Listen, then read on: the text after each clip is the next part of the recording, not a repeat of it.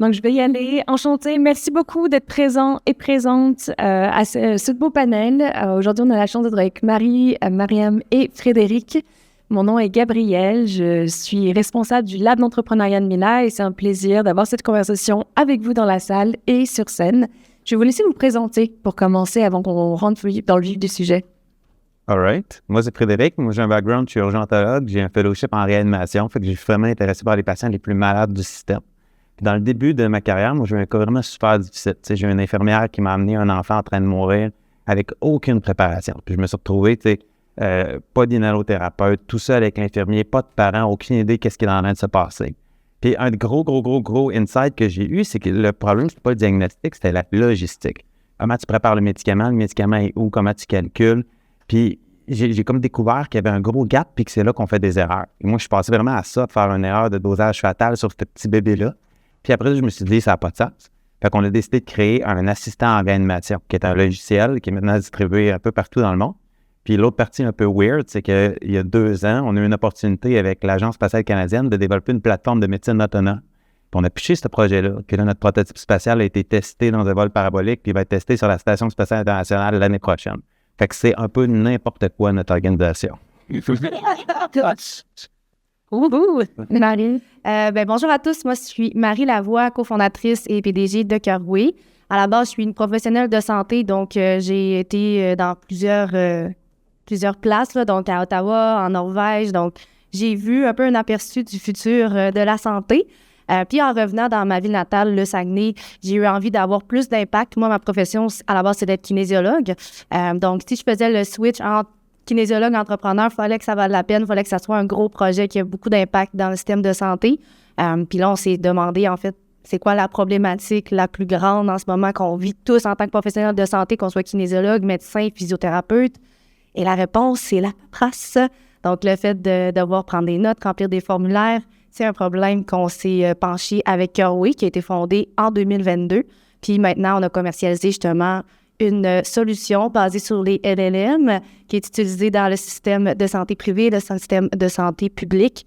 Puis, on est presque une vingtaine d'employés maintenant chez Cœur-Oui, puis la majorité est basée au Saguenay. Donc, ça, on est bien fiers. Puis, je vous dirais que je suis très souvent rendue à Montréal là, ces temps-ci. Alors, mon nom, c'est Mariam Apid. Je viens du monde technologique. J'ai un doctorat en traitement de signal et de l'image. Ensuite, j'ai fait mon postdoc durant 4 ans au Centre de recherche du CHUM. Je m'intéresse à l'application des techniques d'apprentissage machine et profond sur les données en santé. En 2021, ma carrière elle a évolué vers l'entrepreneuriat scientifique. J'ai fondé Appliquer AI, donc on développe des algorithmes prédictifs en utilisant les données de signes vitaux. Et j'ai d'autres chapeaux aussi. Je suis chercheur invité à l'Institut de l'intelligence artificielle à l'Université Luc et je rejoins Axelis, ça fait 1 an en tant qu'analyste technico-commercial. Merci beaucoup. Frédéric, tu nous as parlé un petit peu de la manière dont, dans ton parcours, dans ta vie de professionnel de la santé, tu as pu rencontrer des situations complexes qui t'ont amené à penser qu'il y avait des problématiques qui n'étaient pas résolues. Peut-être si on peut penser un petit peu aux problématiques et aux technologies associées dans la création de ces solutions. En tant qu'entrepreneur en santé, comment est-ce que vous identifiez, vous évaluez la pertinence des outils technologiques et comment est-ce que vous les intégrez dans votre solution? Oui, c'est vraiment une bonne question. Je te dirais que moi, à chaque fois que je vois des choses passer, parce que ça avance vraiment vite, là, je suis sûr que vous vivez ça. Tu sais, en tant qu'entrepreneur, tu es sur Internet, tu as tout le temps l'impression que hey, là, c'est meilleur que n'importe quel PhD, n'importe quel, ça fait des meilleurs diagnostics que les docteurs. Puis là, on commence à penser que là, tout le monde a comme découvert des solutions à ce qu'on est en train de travailler. Mais après ça, tu te rends compte que c'est déconnecté de la réalité. Puis moi, à chaque fois que ces trucs-là, je repars toujours avec un exemple concret du terrain. Puis je me dis, écoute, OK, là je m'imagine, moi, un patient qui rentre en salle de réanimation, puis OK, ChatGPT, c'est super cool, mais là, présentement, ça sert absolument à rien. Tu sais, parce que même si j'ai eu une chance sur 1000 que ça me donne une information erronée, moi, je peux pas me permettre de ça. Fait que moi, je le vois toujours avec cette espèce de parallèle-là de est-ce qu'il y a un impact sur le terrain? Puis quand je vois qu'il y a un impact potentiel, je pense que la clé, c'est de faire un prototype le plus vite possible puis de le pitcher. Parce que des fois, tu finis par tomber dans un tour technologique un peu déboire là, avec tes développeurs puis dire on va rajouter tel feature, c'est tellement cool. Puis là, mais après, tu te rends compte qu'une infirmière, elle, sur le terrain, elle s'en fout complètement puis que des fois, ce qu'elle veut, ça devient déconnecté de ce que toi qui t'excite parce que tu as vu quelque chose publié par Google la veille. Fait que c'est un peu le framework dans quoi que je vois ça. J'aime la vision terrain. Mon challenge, c'est de faire en sorte que nos scientifiques à Mila sortent de leur laboratoire justement et aillent sur le terrain. Marie, je suis curieuse de t'entendre justement sur la manière dont tu as incorporé les LLMs dans ta solution et comment est-ce que tu as choisi d'aller dans cette direction-là? Absolument. Puis j'y ai pensé, j'ai dit c'était quoi le problème que je réglais, mais j'ai pas dit la solution qu'on a développée pour y répondre. En fait, là, nous, pour justement s'attaquer à ce problème-là, c'est une plateforme qu'on utilise, en fait, qu'on met ça entre les mains du professionnel de santé qui peut entendre la discussion avec son patient. À la suite, il y a une transcription qui est produite mot à mot. Puis à la suite de cette transcription-là, on sort la note générée dans le format que le médecin a besoin, parce qu'en ce moment, c'est beaucoup les médecins qui utilisent la plateforme là, qu'on a développé ça pour eux. Puis la façon justement de se tenir à jour, c'est de regarder qu'est-ce qui se fait autour, parce que nous, on a développé notre tech quand même early en 2022 avec qu'est-ce qui était le plus innovant sur le marché, puis qu'est-ce qui nous permettait d'aller rapidement justement au marché. Mais il en sort toujours des nouveaux modèles, des nouveaux, il y a des nouvelles choses qui sortent. Donc, c'est de s'assurer que qu'est-ce que tu choisis, tu peux rapidement les implémenter, puis tu t'assures que c'est sécuritaire également, parce que on est avec des données très sensibles, donc en santé. Puis s'assurer aussi que c'est quelque chose qui va pouvoir suivre dans le tâche, qui va pouvoir être évolutif, donc qui va pouvoir scaler comme on dit. J'aime cette notion de vitesse. C'est vrai que quand on parle de l'IA, on a l'impression qu'on est toujours quasiment en retard sur ce qui se crée. Et je pense qu'on est tous un petit peu, on essaie toujours d'essayer d'attraper le train qui est déjà parti loin. Mariam, je suis curieuse de t'entendre justement en parlant de vitesse, de vélocité et d'innovation. Comment est-ce que tu fais en sorte de t'adapter à une dynamique croissante de développement et comment est-ce que tu maintiens la pertinence stratégique de ton positionnement? Effectivement, en fait, quand j'ai fait mon postdoc en 2017 en intelligence artificielle en santé, c'était différent d'aujourd'hui. C'est déjà 7 ans et ça a évolué d'une manière, je dirais, la quantité d'articles que j'enregistre sur Zotero ou sur LinkedIn, c'est énorme. Et puis, c'est pas comme tu es chercheur, comme tu as une entreprise scientifique. Tu dois vraiment être à la pointe, même un chercheur, oui, mais tu dois faire une veille technologique complète. Et comme un audit, à chaque année, c'est vraiment, à chaque fois, tu dois lire, tu dois assister à des conférences, à des webinaires. C'est comme si, moi seule, j'étais pas capable de faire ce travail-là toute seule. J'avais besoin de venir plus oui, je me sens pas. Lire les articles. Et puis, il y a aussi le paysage de brevet, la tendance du marché. Tout ça, tu dois vraiment être informé sur tout ça en tant qu'entrepreneur scientifique. Peut-être que pour rebondir justement sur la rapidité de l'innovation, est-ce que vous avez des commentaires? Ben, en fait, je pense que l'IA, ça fait partie des domaines que, il faut être un peu un psychopathe pour pas avoir un syndrome de l'imposteur. Moi, quand je suis tombé dans ce domaine-là, je me suis ramassé à discuter avec des chercheurs au Mila avec 2 PhD, puis tu te rends compte qu'aussitôt que tu parles 0.1 degré en dehors de son champ d'expertise, tu as un disclaimer de 2 minutes comme quoi, il n'est pas sûr, puis qu'il faut qu'il regarde. Fait que là, moi, ça, ce que ça me dit comme entrepreneur, c'est sûr que tu peux pas faire ça. Il faut absolument que tu t'associes à des gros partenaires comme le CRIM puis le Mila, puis que tu fasses du pouce sur toute cette équipe de cerveau-là. Parce que honnêtement, tout seul, de penser et réussir, qui à main levée comprend ChatGPT profondément?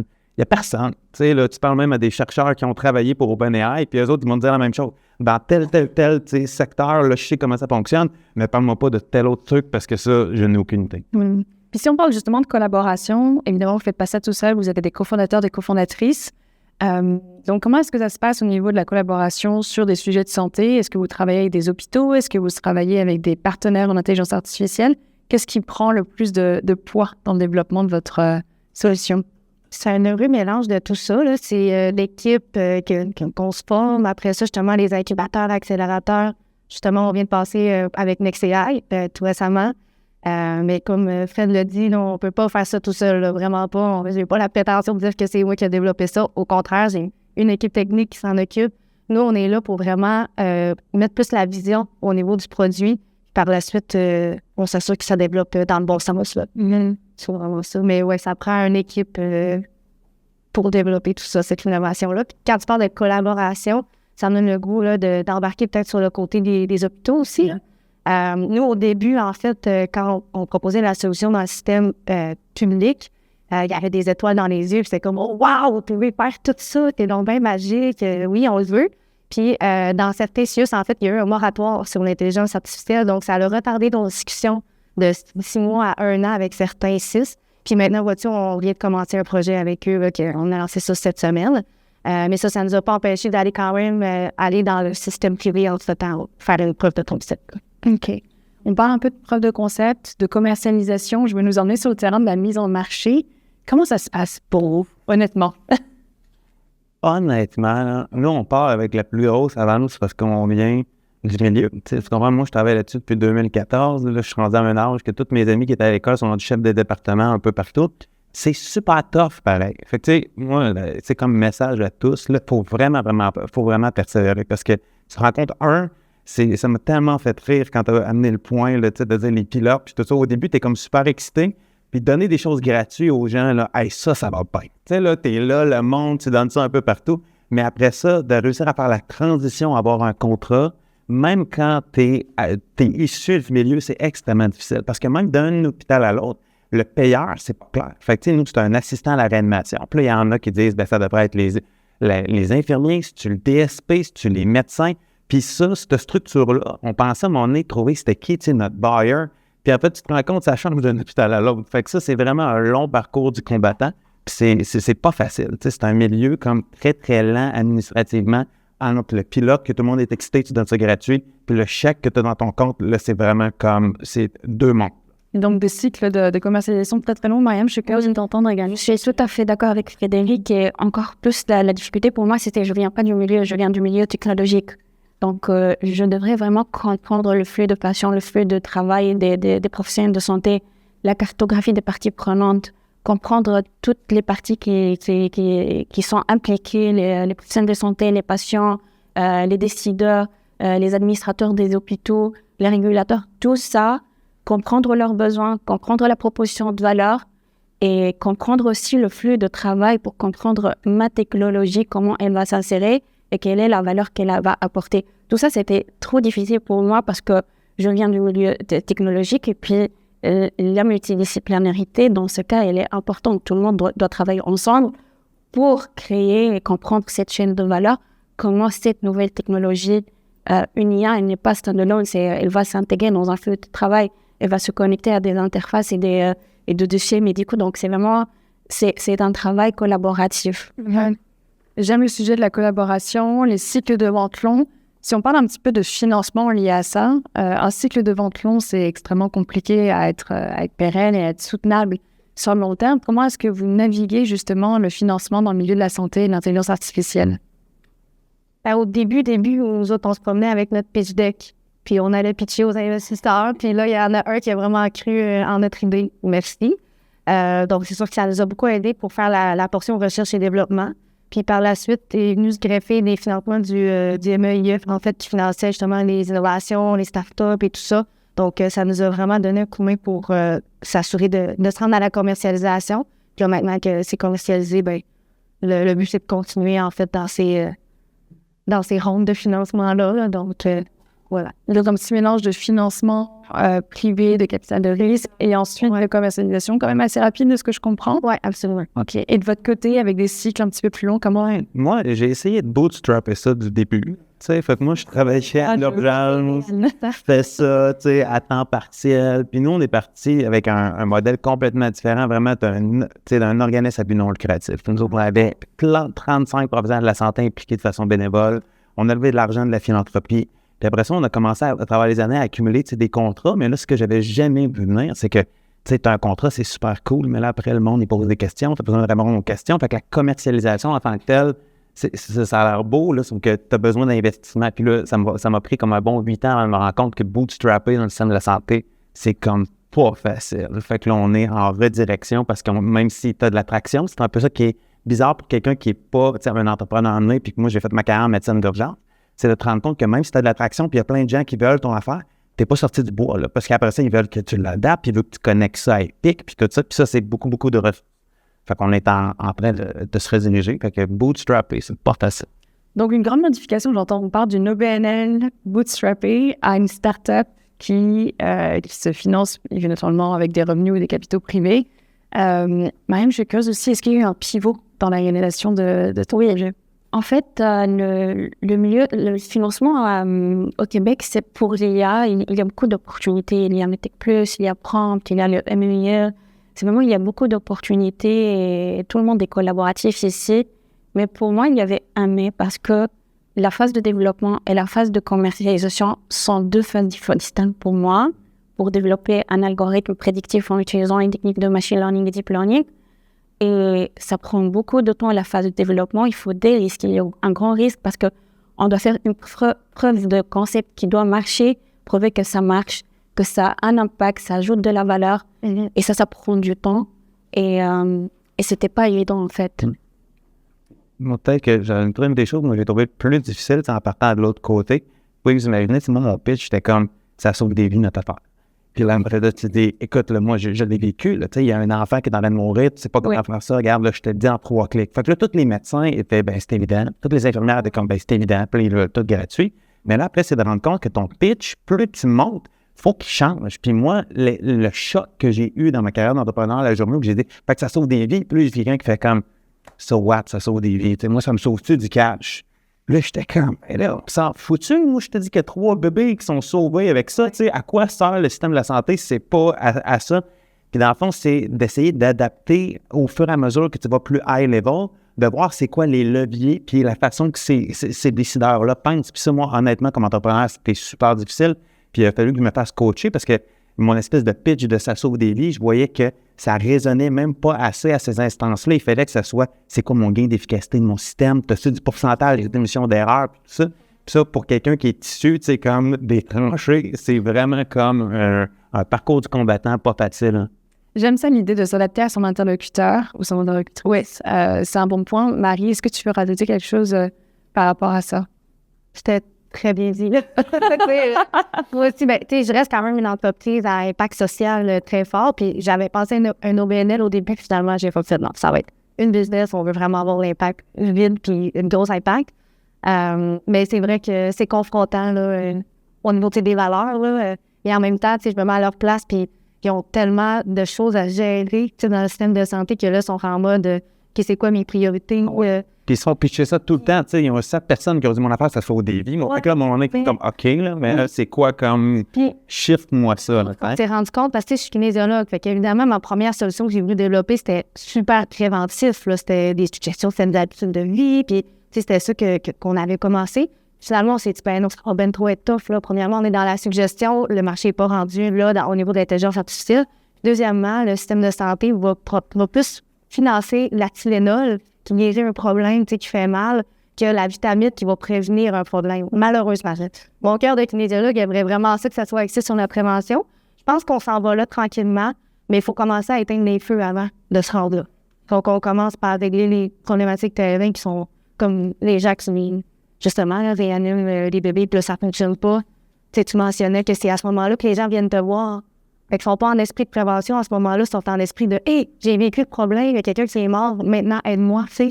Mais ça serait tellement plus beau si on fait aller par la prévention. C'est mon rêve là, que dans 20 ans, au pire, ça trouve axé sur la prévention. Ben, tu m'offres une ligne parfaite vers ma prochaine question, en réalité, qui était vers justement la prévention au lieu d'avoir une approche très curative. Actuellement, c'est ce qu'on peut retrouver dans le système de santé. Marianne, je sais que c'est ton cheval de bataille aussi. Est-ce que tu peux nous en dire plus? Oui. En fait, nous, on développe des algorithmes prédictifs et c'est vraiment... il faut impliquer les professionnels de santé et les patients partenaires dès le début des phases de développement, avoir leur input. C'est très important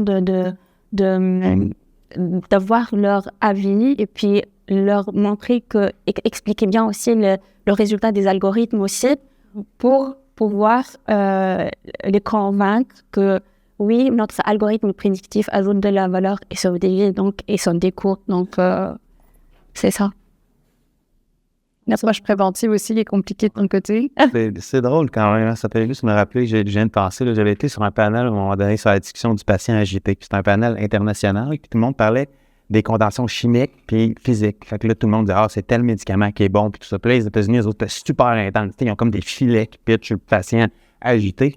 Puis là, il y avait quelqu'un de Finlande qui était comme, tu sais, nous autres, on voit pas ça. Parce que le monde, quand ils sont pas bien, ben il y a comme une place qui a un psychologue 24 heures sur 24, 7 jours sur 7. Puis je m'étais tellement senti mal, j'étais comme, c'est tellement sûr, c'est ça qu'il faut faire. Tu sais, nous autres, on est là, un coup que les patients sont fous, comment qu'on réussit à comme les contentionner. Puis eux autres, ils ont toute une structure sociale où que la personne, quand elle va pas bien, elle va là. Mais le problème, c'est que ça, c'est difficile puis c'est intangible. Tu sais, si jamais moi, j'essaie de faire le pitch, de dire, j'ai un nouveau médicament pour la gestion des saignements intracrâniens avec plein de données qui vont donner que c'est mieux, versus une pub sur le casque à vélo, c'est clair que la pub du casque à vélo, tu sais, d'un point de vue sociétaire, c'est dur. Il y a 1 milliard de facteurs. Qu'est-ce qui dit que ton affaire a eu un impact? Mais c'est sûr que ça fait plus de sens d'un point de vue société. Hein. Je veux pas starter de débat. Peut-être que ça va en starter un, mais tu sais, tu parles de la Scandinavie, Finlande, tout ça. Leur système de santé, c'est vrai qu'il est clairement très avancé. Le taux de taxe n'est vraiment pas le même, par contre. Les taxes sont très élevées, donc c'est à prendre en considération. D'accord. Tout revient à « Ah oui, on peut faire ça, mais OK, mais quel financement on va chercher? » Fait que ça vient tout... qui va payer pour tout ça au final? Vous entendez mon petit accent, là, je viens d'un pays sur lequel le système de santé fonctionne très bien, puis les taxes sont à peu près pareilles. Et là, dans l'Ontario, mettons, moi, j'habitais à Ottawa, puis j'étais surprise, là, j'allais comme dans un rendez-vous médical, puis l'infirmière me disait « Ah, ben tant qu'à être là, tu veux-tu ton vaccin pour la grippe? » Ben OK, let's go, je suis là pareil, tu sais, c'est comme des petites initiatives comme ça que ça rend tellement ça plus efficace, là. Ça serait peut-être plus réaliste là, à instaurer. Oui, mais écoute, c'est un sujet de conversation que moi j'adore, puis je pourrais partir longtemps sur la comparaison des systèmes de santé européens et canadiens. Mais si on revient aux startups sur les enjeux de la donnée, on parlait beaucoup des barrières, notamment liées au financement, liées au fait de convaincre les interlocuteurs qui sont souvent de parcours différents, de compréhension également des enjeux différents. Si on parle des données particulièrement, moi c'est un enjeu que je retrouve beaucoup chez nos entrepreneurs dans l'entrepreneuriat. Ceux qui veulent se lancer en santé, ils se disent « OK, comment je fais pour récupérer de la donnée, de la bonne donnée, comment est-ce que je fais pour la traiter? » C'est bien beau de savoir comment faire tourner un algorithme, mais il faut que je puisse le nourrir. Ça a été la chose qu'on s'est fait le plus challenger au début. Là, c'était comme la première barrière qui venait. Mais là, c'est les données en santé. Donc, depuis le début, on est obsédé par ça. On a été accompagné justement par une firme d'avocats spécialisés en propriété intellectuelle, en gestion de données, tout ça. Puis la façon qu'on a trouvé, eux, ils nous avaient parlé de pseudo-anonymisation. Puis nous, on est tellement obsédés qu'on est allé à faire de l'anonymisation. Donc, on est capable d'aller retirer toutes les informations sensibles, de chiffrer, tout ça. Puis après ça, on peut conserver ces données-là. Mais ce qu'il faut comprendre, c'est que oui, après 48 heures, on flush toutes les données qu'on a besoin, tout ce qui est personnel, ça s'en va. Donc, c'est sûr que c'est rassurant pour les professionnels de santé. Puis ça fait qu'on répond aux normes, mais encore plus. Le but, c'est de se garder, je pense, 3-4 pas d'avance, surtout en intelligence artificielle. C'est le cas, on est en intelligence artificielle en santé, donc c'est des données très personnelles. Donc, je pense que c'est mieux d'être trop prudent, très, très prudent, d'y aller peut-être plus à l'avant-garde. Tous les commentaires, oui, c'est les enjeux réglementaires, notamment liés aux données. Effectivement. En fait, la stratégie de données pour une compagnie en santé, elle est très importante. Et en fait, le défi, c'est que nous, en tant que compagnie purement logicielle, on ne possède pas les données, on ne collecte pas les données, mais on accède aux données. Donc, c'est ou bien les hôpitaux, et on a remarqué qu'il y a un autre partenaire qui peut collecter aussi des données, qui sont les wearable devices, les dispositifs médicaux connectés, et les interfaces qui centralisent la collecte de données, tout ce qui est en fait dossier électronique médical. Tout ça peut être nos partenaires et on peut faire des partenariats avec eux pour accéder à la donnée. Mais ici, il y a un enjeu, c'est que nous, on développe les algorithmes, les données ne nous appartiennent pas. Donc, tout ça se passe à travers la contractualisation et aussi à travers une stratégie de données claire, comment on va stocker les données, comment on va l'accéder, à suivre les normes et les bonnes pratiques aussi, ISO 13485, des dispositifs médicaux, la loi 25, le consentement, l'éthique, tout ça, ça doit vraiment être bien, suivre les bonnes pratiques et en même temps documenter les bonnes pratiques pour aller vers la stratégie réglementaire de Santé Canada. Et il faut être aussi transparent d'un hôpital à l'autre, d'un partenaire qui collecte les données d'un autre. Mon algorithme, il a été entraîné sur les données d'hôpital A. Maintenant, je vais l'entraîner avec les données d'hôpital B. C'est tout un cheminement, toute une stratégie qui doit être vraiment très claire et transparente dès le début. Oui. Et là, on va sur des thématiques un petit peu d'IA responsable, justement, dans la transparence liée à l'utilisation de ces données. Frédéric, est-ce que tu as quelque chose à ajouter sur justement les données de la collecte? Ben moi, les données, ce que je trouve difficile, c'est de garder toujours un pied ancré dans la clinique. Parce qu'après ça, des fois, comme entrepreneur, on se fait vraiment prendre à être excité par qu'est-ce qu'on peut faire. Fait que tu dis, regarde, avec tel affaire, je vais pouvoir développer tel algorithme, c'est super excitant. Puis pas comme avec l'idée de vouloir vendre ça, vraiment en disant, je vais améliorer ma proposition de valeur. Fait que je pense que l'intention est bonne.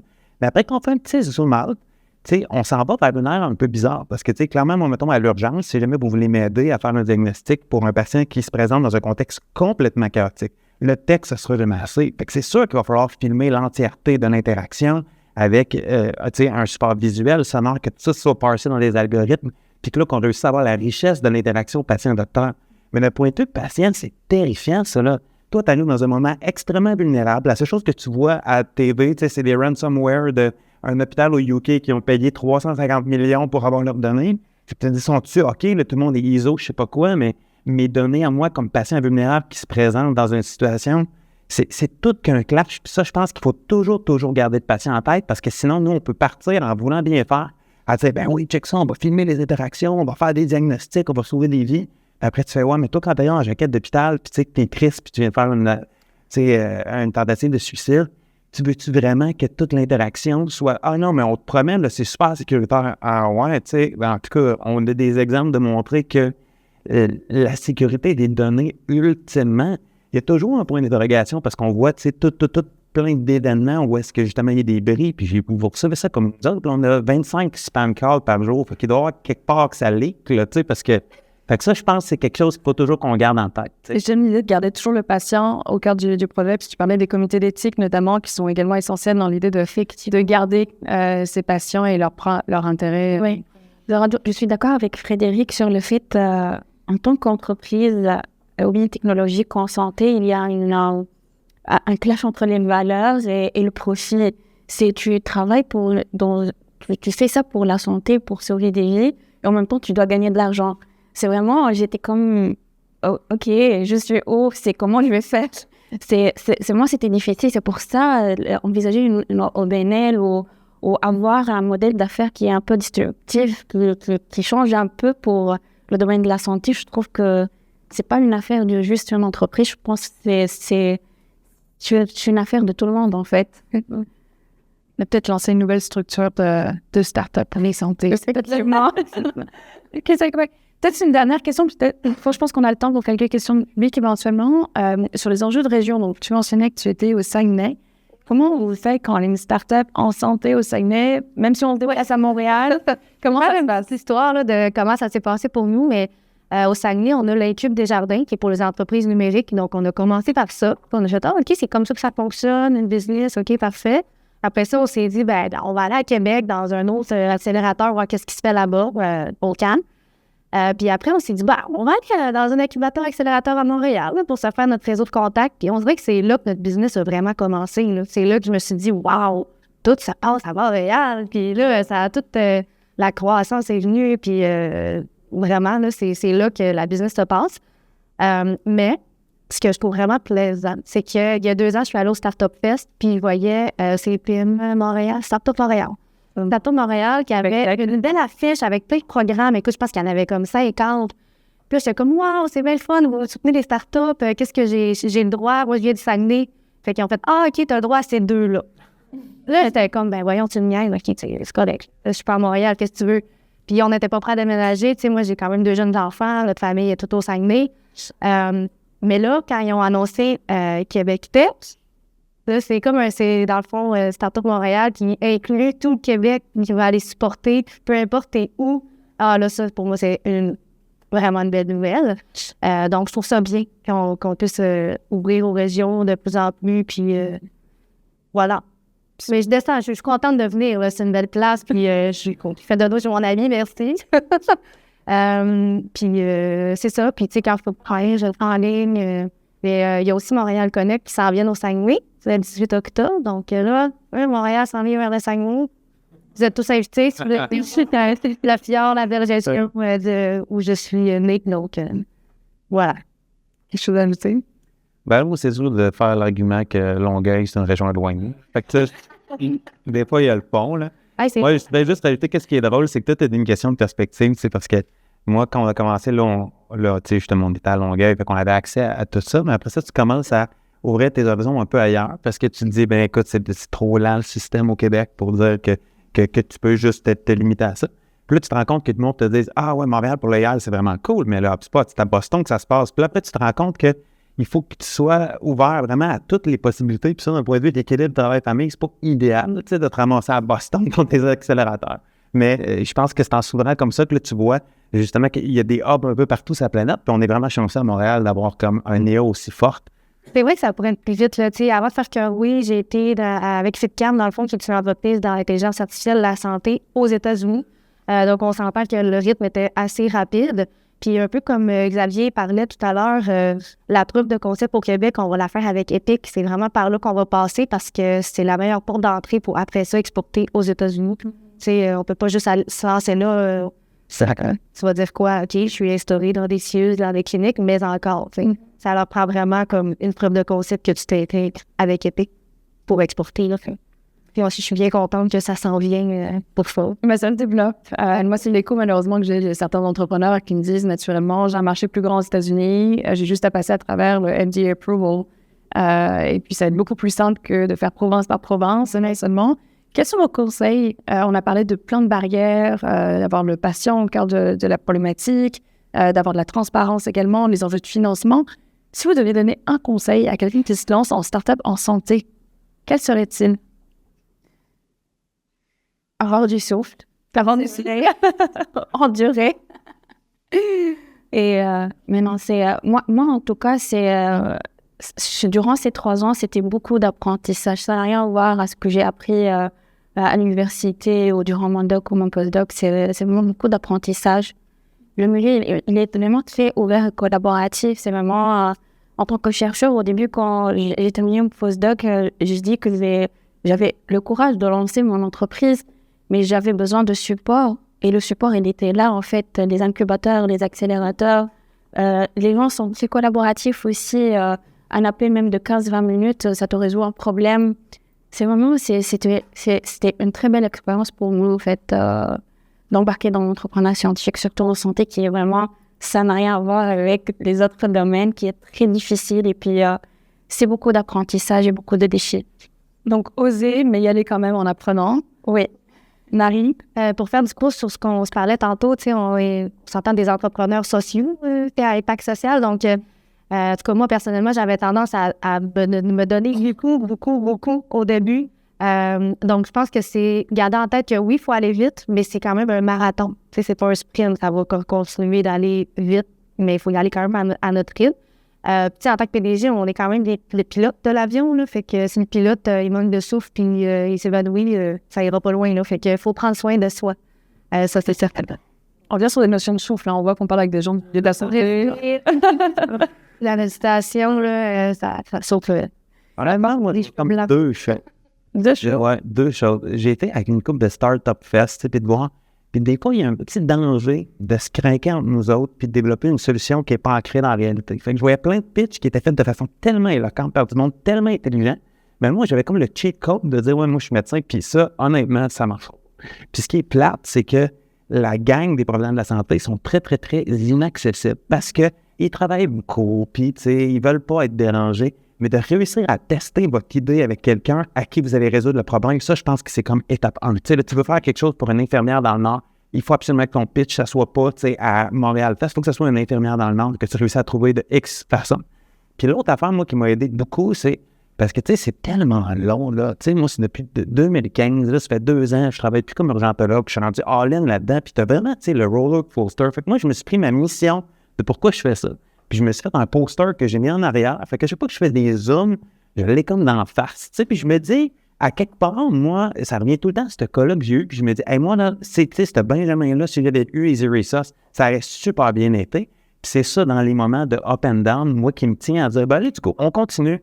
ChatGPT va-tu faire qu'est-ce qu'on fait en 2 semaines? On le sait pas. On va-tu exister comme humanité dans 2 ans avec tout ça? On le sait pas. Mais la seule chose qu'on peut faire, c'est être la meilleure version de nous-mêmes, ancrée sur nos valeurs et une mission. Puis ça, moi, ça m'anime beaucoup. J'aime ça, la notion de complémentarité. Oui, on peut applaudir, je pense. La notion de complémentarité, c'est quelque chose sur lequel on a beaucoup de mal à Mila, évidemment. Je travaille avec des scientifiques qui ont tous leur doctorat, leur postdoc, etc., et qui ont du mal à connaître la réalité terrain de personnes en foresterie, de personnes en santé, de personnes dans l'industrie de l'aluminium, admettons. Et je trouve ça extrêmement intéressant d'appuyer sur ce point-là. Donc, merci. Merci également de parler de valeur, d'authenticité par rapport à ce dans lequel on croit, finalement. Et je vois que vous êtes tous, très, très animés par ces missions. Merci pour votre présence. Merci beaucoup. Ça conclut notre conversation. Merci infiniment. Merci. Parce que... On est chouette.